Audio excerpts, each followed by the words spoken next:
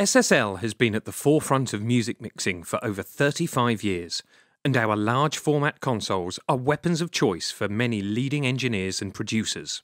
Now, SSL brings the analog flexibility of the battleship console into the hybrid studio. XL Desk is the ultimate analog front end for your choice of equipment that allows you to use classic studio processing techniques alongside your DAW.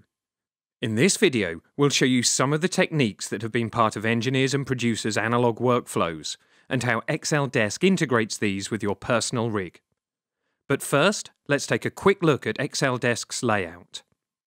XL Desk has 16 mono channels, each with 2 selectable input paths, a direct output, pre- or post-fader, and 2 insert slots. The first 8 channels have SSL's patented VHD microphone preamplifiers and a line-level input for your DAW, while the second 8 channels have dual line-level inputs. Like other SSL consoles, the second input can be brought into the Q stereo bus to give additional channels to mix with. And added to this, XL Desk has 4 stereo channels, giving you a total of 40 inputs at mixdown. Each channel can be assigned to one or more of the 4 internal stereo buses, which also have their own stereo insert points and direct outputs. On the mono channels, the first insert point, labelled 500, is routed to the internal 16-slot 500 series module rack with its accompanying overspec'd PSU. This could be used to house processors from other manufacturers, if desired. Slots 9 to 16 of the rack are normally associated with mono channels 9 to 16, but can be cleverly stolen in pairs by the 4 stereo mix buses with the press of a button, combined with a full center section that can manage 3 sets of monitors and a sub, as well as 2 discrete foldback circuits. XL Desk gives you complete analog control for tracking or mixing in a footprint less than 1 meter squared.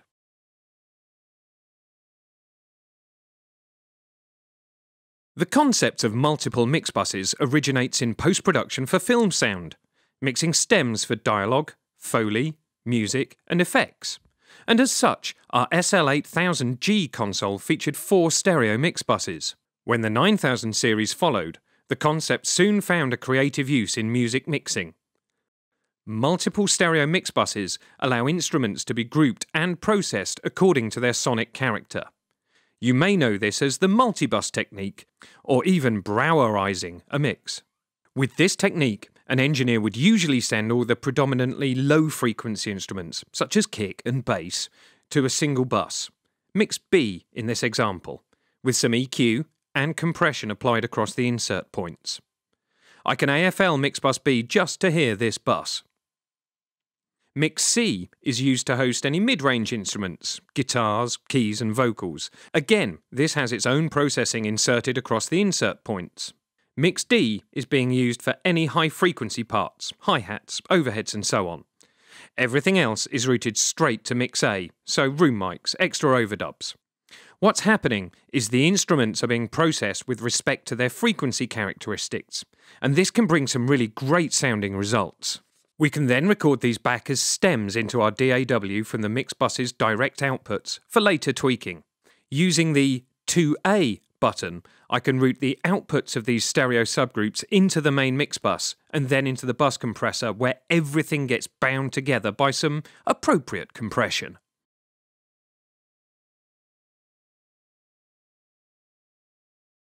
If there's one thing that leading mix engineers keep coming back to, it's the SSL Bus Compressor, and there's one in the XL Desk as standard. Known quite simply as the glue, the bus compressor brings together a mix like nothing else. The trick with the bus compressor is to mix into it. Engineers tell us that putting the compressor on before a single fader is raised yields the best results. The effect of mix bus compression will help shape the underlying feel of a track. And the more you mix with the bus compressor, the more you know what to expect from it. On this track, I've started with the attack set to 10 milliseconds and the release on auto.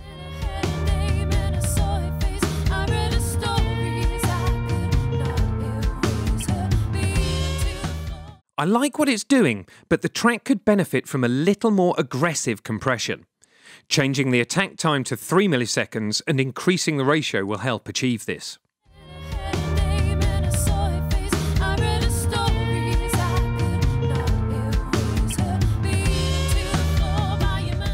To round things off, I want to have the compressor not be triggered so severely by the low frequencies from the kick drum in this track.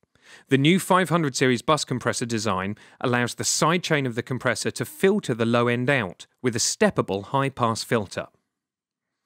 The result is that while the kick is still being compressed, its low-frequency energy is no longer triggering the compressor, leading to less pumping.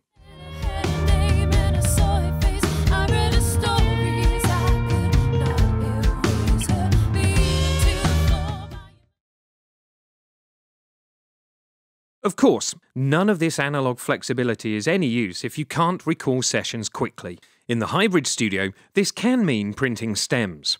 Every channel in XLDesk has its own direct output, post-processing, and it's switchable between pre- or post-fader.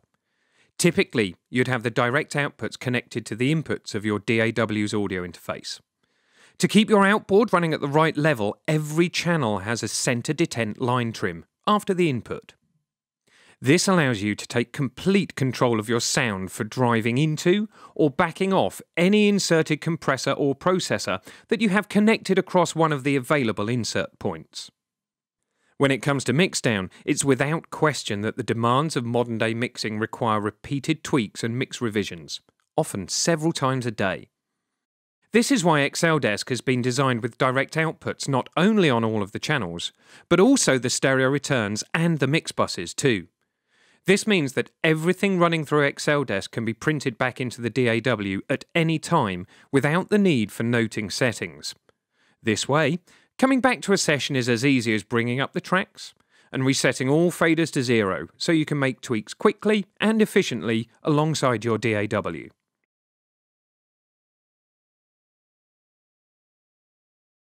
The Listen Mic featured on early SSL consoles and served the purpose of acting as a reverse talkback mic. The producer could hear what the performers had to say after a take by simply engaging the Listen button. This would activate a heavily compressed microphone setup in the middle of the live room and bring it into the studio speaker system.